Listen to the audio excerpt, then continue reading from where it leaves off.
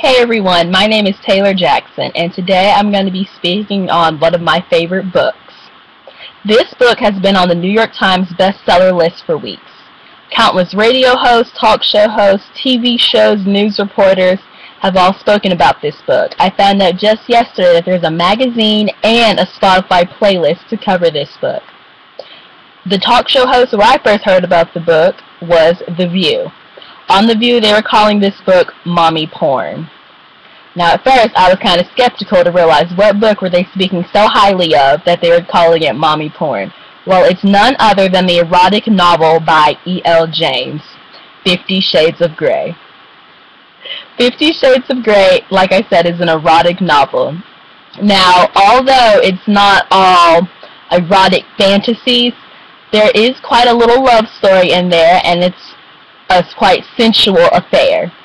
In this book, you have Anastasia Steele. She is a headstrong, just recently graduated from college, hard worker, and then you have the really handsome and elaborate and quite exquisite CEO of Christian Grey Enterprises, Christian Grey. Christian Grey is a dominatrix, and Anastasia is, well, he wants her to be his submissive. But he doesn't exactly come right out and tell her this. She goes through countless obstacles to kind of figure this thing out. He is always coming around her, and she's always coming around him because, well, she likes him. But they're not really supposed to know that, and he doesn't really want an emotional relationship, but he ends up getting one anyway. The reasons why I like this book is because, well, I love a plot and a good twist, and this book has tons of plots and twists.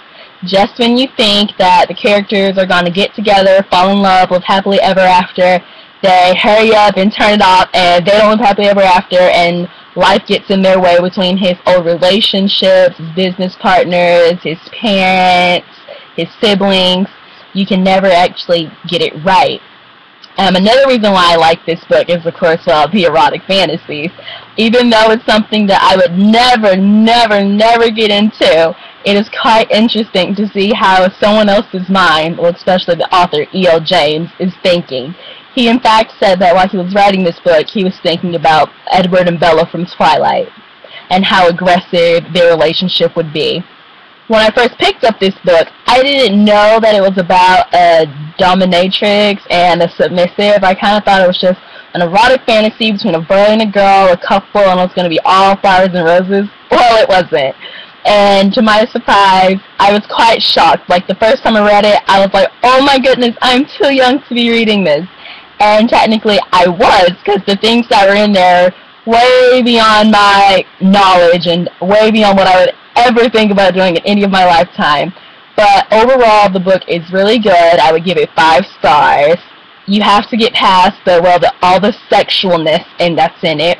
But if you like good reading and like kinky and quirky comebacks, it's very witty, and the characters have a really nice, fun time molding and trying to figure out how to be the best that they can be for each other, then this is definitely the book for you.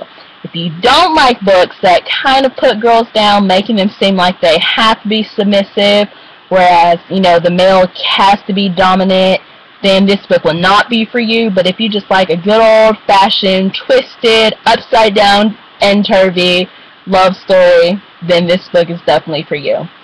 My name is Taylor Jackson, and this is just my review on 50 Shades of Grey.